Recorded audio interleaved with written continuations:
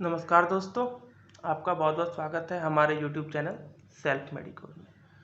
तो हम लोग होम्योपैथिक पोस्टोलॉजी देख रहे थे। तो होम्योपैथिक पोस्टोलॉजी के पिछले वीडियो में हम लोगों ने सिलेक्शन ऑफ पोटेंसी के बारे में देखा था कि सिलेक्शन ऑफ पोटेंसी का इम्पोर्टेंस क्या है, उसका इंट्रोडक्शन क्या है, हम लोग उसके बारे में देखे थे। तो हम लोग देखे थे कि 6 फैक्टर सिलेक्शन ऑफ पोटेंसी में बहुत ज़्यादा अफेक्ट करता है। क्या क्या फैक्टर? तो एज, यानी कि पेशेंट का एज क्या है। फिर हम लोग देखे थे कि पेशेंट का सेक्स क्या है, मेल है या फीमेल है।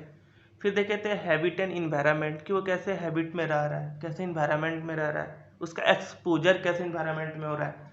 फिर हम लोग देखे थे कंस्टिट्यूएंट एंड टेम्परेचर, कि जो पेशेंट है उसका बॉडी टेम्परेचर कैसा है, उसका इन्वायरमेंटल कंडीशन कैसा, हॉट कंडीशन में रह रहा है या कोल्ड कंडीशन में रह रहा है। ठीक है। और फिर हम लोग नेचर ऑफ डिजीज देखे थे कि जो पेशेंट को डिजीज हुआ है वो डिजीज कैसा है, एक्यूट है या क्रोनिक है। ठीक है। और एक फैक्टर था कि सिलेक्शन ऑफ मेडिसिन, कि हम मेडिसिन कौन से किंगडम का सेलेक्ट किए। ये सब फैक्टर हम लोग देखे थे, केवल उसका नाम पढ़े थे कि सब फैक्टर जो है सिलेक्शन ऑफ पोटेंसी में मायने रखता है। तो आज हम लोग एक एक करके सारे फैक्टर्स के बारे में पूरे डिटेल में पढ़ेंगे। ठीक है। तो हमारा जो सबसे पहला फैक्टर था वो क्या था? एज। ठीक है। तो फिर हम लोग देखेंगे कि एज सिलेक्शन ऑफ पोटेंसी को कैसे इफेक्ट करता है। ठीक है। यानी कि हम पेशेंट का एज देख के कैसे सिलेक्शन ऑफ पोटेंसी करते हैं। ठीक है। तो एज को लेके क्या था डॉक्टर हनीमैन का कंसेप्ट, कि जो भी चाइल्ड और यंग एज है, जो क्या है चाइल्ड और यंग एज है, यंग एज का है, यानी कि child plus young age patient need high potency. ठीक है। तो अगर कोई यंग एज का पेशेंट है हमारे पास या कोई बच्चा आया है तो हम लोग उसको जनरली हाई पोटेंसी प्रिस्क्राइब करते हैं। काय हाई पोटेंसी, क्यों हाई पोटेंसी प्रिस्क्राइब करते हैं उसको? क्योंकि उसका जो टिश्यू है उसमें वियर एंड टीयर नहीं होता, यानी कि उसका टिश्यू न्यू रहता है, उसका टिश्यू कहीं डिजेनरेशन नहीं होता है। ठीक है। जिसके लिए हम लोग यंग और चाइल्ड को जनरली हाई पोटेंसी प्रिस्क्राइब करते हैं। ठीक है। तो हम लोग यहाँ लिख देते हैं क्या था? No wear and tear of organ and tissue. ठीक है। टिश्यू और ऑर्गन का वियर एंड टीयर नहीं होता, यानी कि कोई ऑपरेशन नहीं हो रहता है, नहीं कोई खटा छटा रहता है, और फिर डैमेज टिश्यू भी नहीं रहता है। टिश्यू में रीजनरेशन पावर बहुत ज़्यादा रहता है। इसके लिए हम लोग चाइल्ड और यंग एज में हाई पोटेंसी प्रिस्क्राइब करते हैं। ठीक है। वहीं ओल्ड एज में हम लोग क्या प्रिस्क्राइब करते हैं? ओल्ड एज पेशेंट नीड लो पोटेंसी। ठीक है। तो ओल्ड एज के पेशेंट को हम लोग क्या करते हैं, अगर केवल एज के आधार पर देखा जाए तो हम लोग उनको लो पोटेंसी प्रिस्क्राइब करते हैं। ठीक है। क्यों करते हैं? Because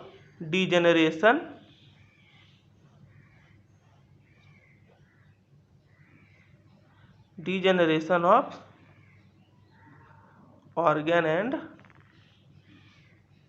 tissue. ठीक है। उनमें क्योंकि ऑर्गन और टिश्यू का डिजेनरेशन होने लगता है, सेल डेथ करने लगते हैं, तो जिसके लिए हम लोग उनको लो पोटेंसी प्रिस्क्राइब करते हैं। किसी एक फैक्टर पे हम लोग पोटेंसी प्रिस्क्राइब नहीं करते हैं, केवल एज पे ही कर दिए। टोटल 6 फैक्टर को हमको एक साथ ध्यान में रख के पोटेंसी को प्रिस्क्राइब करना होता है। तो एज वाले फैक्टर में हम लोग चाइल्ड और यंग एज वाले को हायर पोटेंसी प्रिस्क्राइब करते हैं और ओल्ड एज वाले को लो पोटेंसी प्रिस्क्राइब करते हैं। ठीक है। अब दूसरा आता है सेक्स, कि हम लोग किसी का सेक्स के आधार पर, सेक्स के अकॉर्डिंग कैसे सिलेक्शन ऑफ पोटेंसी करते हैं। ठीक है। तो सेक्स कितने तरह के होते हैं टोटल? हम लोग जनरली 2 ही तरह के देखते हैं, मेल और फीमेल। ठीक है। ट्रांसजेंडर्स का बात नहीं है हमारे, मतलब ट्रांसजेंडर्स के बारे में उतना खुल के नहीं लिखा हुआ है, तो हम लोग मेल्स और फीमेल्स के बारे में देखते हैं। तो फीमेल्स, अब फीमेल कितने तरह की होती हैं? 2 तरह की। एक होती हैं अर्बन फीमेल और एक होती है रूरल फीमेल। यानी कि एक फीमेल होती है जो कि शहर में रहती है, एक फीमेल होती है जो कि रूरल में। रूरल और अर्बन यह कहने का हमारा मतलब है कि अर्बन में वर्किंग फीमेल, अर्बन का यह मतलब क्या आ गया? Working female. ठीक है,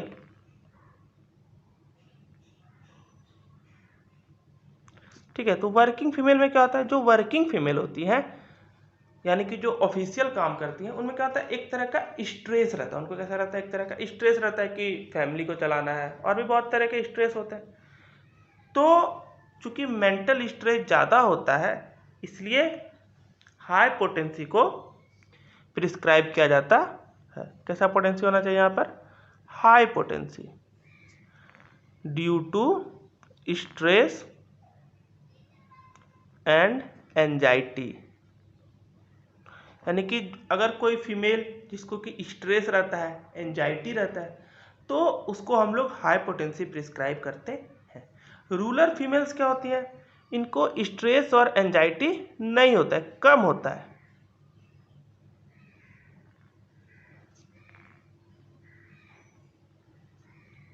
तो जहाँ लेस एंजाइटी होगा, लेस स्ट्रेस होगा, वहाँ पर हम लोग लो पोटेंसी प्रिस्क्राइब करते हैं।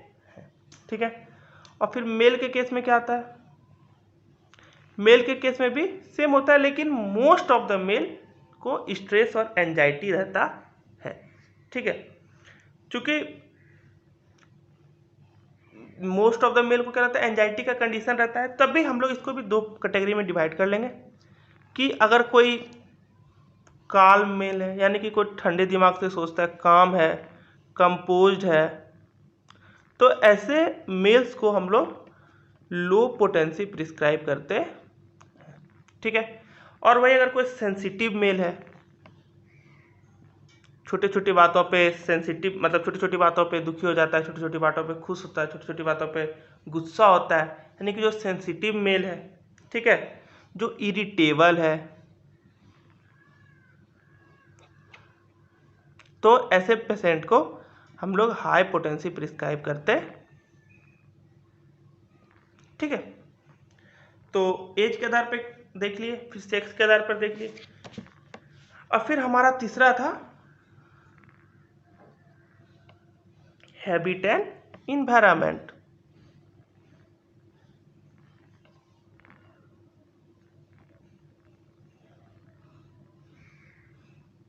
यानी कि कैसे इन्वायरमेंट में हमारा पेशेंट रह रहा है, हमारा पेशेंट जो है वो कैसे इन्वायरमेंट में उसका एक्सपोजर हो रहा है।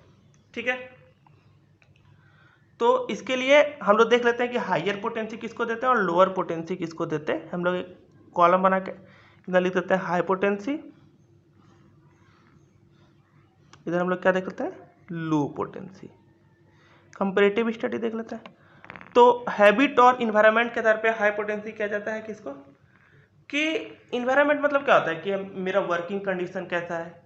तो जो भी पर्सन इंटेलेक्चुअल होता है, जो भी पर्सन क्या होता है? इंटेलेक्चुअल, और जिसको मेंटल वर्क ज़्यादा करना पड़ता है, उसको हम लोग क्या बोलते हैं? उसको हम लोग हाई पोटेंसी प्रिस्क्राइब करते हैं। यानी कि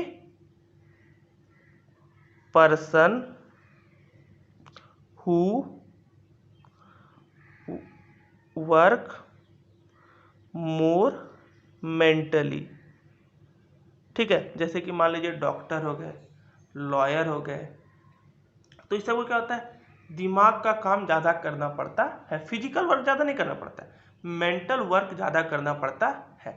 तो अगर आप मेंटल वर्क बहुत ज़्यादा करते हैं, आपका वर्किंग कंडीशन मेंटल ज़्यादा होता है, तो वहाँ पर हाई पोटेंसी प्रिस्क्राइब किया जाता है। ठीक है। और जो आदमी फिजिकल वर्क ज़्यादा करता है और मेंटल वर्क कम करता है, ठीक है, यानी कि लेस मेंटल वर्क, जैसे कि लेबर का, तो लेबर क्या करते हैं? फिजिकल वर्क ज़्यादा करते हैं, उनको मेंटल वर्क करना नहीं होता है, तो ऐसे केस में लो पोटेंसी प्रिस्क्राइब किया जाता है। ठीक है।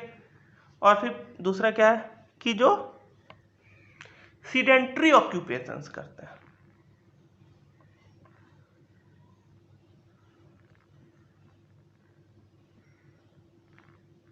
सीडेंट्री ऑक्यूपेशंस का मतलब क्या होता है?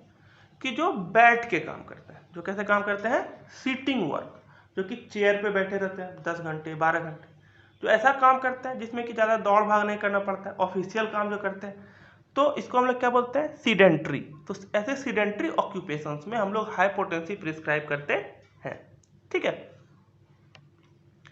और लो पोटेंसी हम लोग किसको प्रिस्क्राइब करते हैं, जहाँ पर फिजिकल वर्क होता है, जहाँ पर ज़्यादा फिजिकल वर्क होता है वहाँ पर हम लोग लो पोटेंसी प्रिस्क्राइब करते हैं, ठीक है। और फिर किसके लिए हम लोग लो पोटेंसी प्रिस्क्राइब करते हैं, इडियट्स के लिए, डीफ के लिए और डम्ब के लिए, ठीक है। यानी कि जो कि मूर्ख होता है, जो कि सुन नहीं सकता है, जो कि बोल नहीं सकता, ऐसे आदमियों के लिए हम लोग लो पोटेंसी प्रिस्क्राइब करते हैं, ठीक है। और फिर लो पोटेंसी और हम किसको प्रिस्क्राइब करते हैं, जो कि आदमी कम सोते हैं, जो आदमी कम सोते हैं उसको लो पोटेंसी प्रिस्क्राइब किया जाता है, ठीक है। हुज फूड इज कोर्स,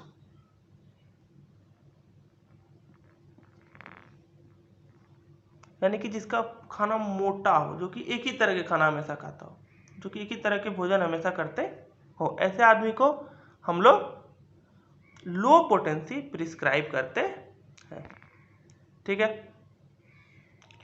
उसके बाद अब हम लोग हाई पोटेंसी में देखते हैं, हाई पोटेंसी किस किसको प्रिस्क्राइब करते हैं, तो ऐसा पर्सन जो कि मेंटल वर्क ज़्यादा करता हो उसको हम लोग हाई पोटेंसी प्रिस्क्राइब करते हैं। फिर ऐसा पर्सन जो कि सेडेंट्री ऑक्यूपेशंस में हो, यानी कि जो बैठने वाला काम ज़्यादा करता हो, ऐसे पर्सन को हम लोग हाई पोटेंसी प्रिस्क्राइब करते हैं, ठीक है। फिर जो पर्सन लॉन्ग स्लीप लेता हो, यानी कि जिसका साउंड स्लीप हो, जो कि ज़्यादा देर सोता हो, जिसका कि ब्रेन रिलैक्स्ड हो, ऐसे पर्सन को हम लोग हाई पोटेंसी प्रिस्क्राइब करते हैं, यानी कि जो ज़्यादा देर सोता हो, ठीक है। और क्या है, जो कि एन इफर्मिनेट लाइफ जीता हो, कैसा जीता हो, एन इफिमिनेट लाइफ। ऐसा पर्सन जो कि इफिमिनेट लाइफ जीता। इफिमिनेट लाइफ का मतलब होता है कि जो स्त्री होके पुरुष जैसा व्यवहार करे, जो स्त्री होके पुरुष जैसा व्यवहार करे, या फिर जो पुरुष होके स्त्री जैसा व्यवहार करे, ठीक है। यानी कि आप अगर पुरुष हैं, कोई जेंट्स लेडीज के जैसा बिहेवियर शो करे, तो उसको हम लोग इफिनेट बोलते हैं। उसको हम लोग क्या बोलते हैं, जो जेंट्स होके लेडीज का बिहेवियर शो करे उसको हम लोग इफिमिनेट बोलते हैं। तो ऐसा पर्सन जो कि जेंट्स होके लेडीज का कैरेक्टर शो करे, वैसे पर्सन्स को हाई पोटेंसी प्रिस्क्राइब किया जाता है, ठीक है। और ये ठीक हो गया। और अगर किसी पर्सन को किसी चीज़ का, किसी भी ड्रग का मेडिसिनल एग्रावेशन हो गया, जैसे मान लीजिए हम किसी को अर्निका दिए 30 और उसको मेडिसिनल एग्रावेशन हो गया, तो ऐसे पेशेंट को हम लोग उसी मेडिसिन का हायर पोटेंसी देते हैं, तो उसका मेडिसिनल एग्रावेशन पूरी तरह से ठीक हो जाता है। जैसे मान लीजिए हम किसी को अर्निका 30 दिए और उसको मेडिसिनल एग्रावेशन होने लगा, तो ऐसे कंडीशन में अगर हम अर्निका 200 का यूज करते हैं तो वो पेशेंट पूरी तरह से ठीक हो जाता है, ठीक है। तो मैं लिख देते हैं, when illness caused by some medicine higher dose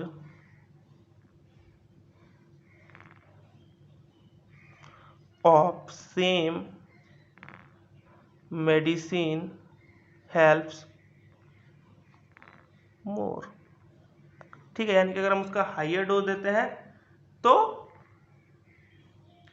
उस पेशेंट को ज़्यादा से ज़्यादा ठीक होने का चांस रहता है, ठीक है। तो आज के इस वीडियो में बस इतना है। फिर अगले वीडियो में और जो फैक्टर्स हैं, जैसे constituent and temperature, nature of disease, nature of medicine, ये सब और जो 3 फैक्टर बच गए उसको हम लोग अगले वीडियो में देख लेंगे, ठीक है। थैंक यू दोस्तों। अगर आपको वीडियो अच्छा लगा तो वीडियो को लाइक कर दीजिए, अगर नए हैं तो चैनल को सब्सक्राइब कर लीजिए। Thank you.